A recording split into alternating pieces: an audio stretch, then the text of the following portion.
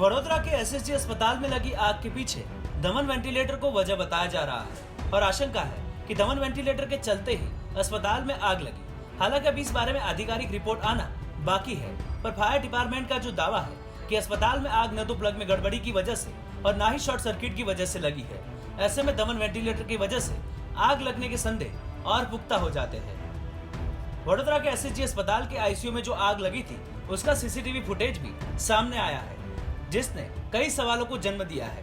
CCTV footage में साफ दिख रहा है कि आग वेंटिलेटर में ही लगी है और सूत्रों से प्राप्त जानकारी के मुताबिक अस्पताल में आग लगने की वजह शॉर्ट सर्किट नहीं थी। अस्पताल के स्टाफ ने भी इस बात को स्वीकार किया है कि वेंटिलेटर में ऐसा कुछ हुआ जिससे तेजी से आग फैल गई।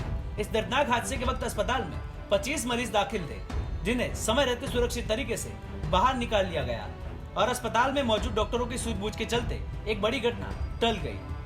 लेकिन जो सीसीटीवी फुटेज सामने आया है उसके बाद कांग्रेस ने आरोप लगाया है कि आग दमन वेंटिलेटर में लगी थी। दमन वेंटिलेटर जो कि पहले से फैल है, जिसे मुख्यमंत्री के मित्र की कंपनी ने बनाया है और इस वेंटिलेटर को गुजरात सरकार बार बार लोगों की जान को खतरे में डालकर इस्तेमाल भी कर रही है। जो आग लगी है वो आग की जगह वेंटिलेटर था और ये वेंटिलेटर जो कंट्रोवर्शियल दमन वेंटिलेटर था उसमें आग लगी थी। मैं सरकार से पूछना चाहता हूँ कि क्या ये जो आपकी फेवरेट कंपनी को वेंटिलेटर का ऑर्डर दिया गया था, लेकिन उनके पहले उनकी जो मैन्युफैक्चरिंग सर्टिफिकेट थी कि नहीं थी, उसका सेफ्टी का सर्टिफिकेट था कि नहीं था, उसके लिए जो एजेंसी है सरकार की उन्होंने अप्रूवल दिया था कि नहीं था, उसकी जांच होनी चाहिए। क्योंकि ये जो बोर्ड में न कहीं शॉर्ट सर्किट हुआ है कि न और कोई एक्सीडेंट हुआ है, तो भी आग लगी थी। सरकार को ये ऐसी जो इंस्ट्रूमेंट है उनके लेने से पहले सभी जो पैरामीटर है वो पैरामीटर ठीक है कि नहीं है वो जांच उसकी करनी ही चाहिए थी।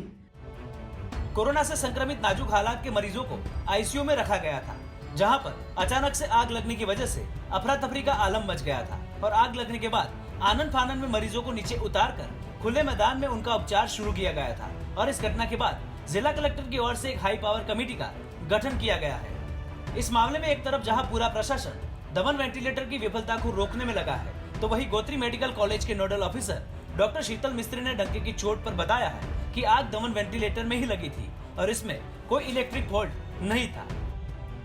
આજે આગ લાગી એ લાગવાનું કારણ શું એનું તપાસ કરવા માટે પણ કલેક્ટર સાહેબે કમિટીની રચના કરી છે અને વિડીયો ફૂટેજ પણ બહાર આવ્યા છે। આના પરથી માલુમ પડે છે કે એસએસજી હોસ્પિટલમાં કે જે દમણ 3 વેન્ટિલેટર કાર્યરત હતું એમાં આગ લાગી હતી અને વાયરિંગને કોઈ નુકસાન થયું નહોતું। પીઆઈયુના એન્જિનિયર ઇલેક્ટ્રિકલ એન્જિનિયરિંગ ડિપાર્ટમેન્ટ દ્વારા જે કોઈ વાયરિંગ થયું છે એમાં કોઈ ફોલ્ટ પ્રાઇમરીલી જણાયો નથી, પરંતુ કોરોના મહામારી એ અભૂતપૂર્વ મહામારી છે અને આ મહામારીમાં આ જે વેન્ટિલેટર વપરાશમાં આવે છે એ લગભગ 24 કલાક માટે વપરાશમાં આવે છે। ઘણી વખત મશીનો પર હીટ પણ આવી જતી હોય છે।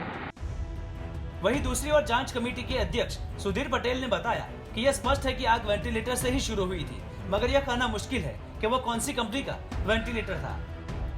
एक बात तो फिक्स है कि ये आग है वो जो वेंटिलेटर है उसी में से ही शुरू हुई थी। अब ये एक जांच का विषय है और हमारे रिपोर्ट में भी आएगा कि कौन सी कंपनी का वेंटिलेटर था, तो वो हम सीसीटीवी फुटेज पर भी आधार रखेंगे, हमारे डॉक्टर का रिपोर्ट आएगा उस पर भी आधार रखेंगे। एक बार डॉक्टर का भी रिटर्न रिपोर्ट आ जाए और सीसीटीवी के फुटेज के आधार पर मेरी कमेटी में भी जो डॉक्टर्स है वो भी एक बार कंफर्म कर दे, उसके बाद ही बता सकते हैं। गौरतलब है कि ज्योति सीएनसी नाम की कंपनी ने दमन वेंटिलेटर बनाया था, जिसकी वजह से यह पूरा विवाद खड़ा हुआ है और कांग्रेस ने कहा था कि दमन वेंटिलेटर ही नहीं है और अहमदाबाद के सिविल अस्पताल में जिन कोरोना मरीजों की मौत हुई थी उसके लिए भी कांग्रेस ने दमन वेंटिलेटर को ही जिम्मेदार बताया था। और फिर एक बार वडोदरा के एसएसजी अस्पताल में आग लगने के बाद दमन वेंटिलेटर फिर एक बार विवादों में गिर गया है। ब्यूरो रिपोर्ट, गुजरात तक।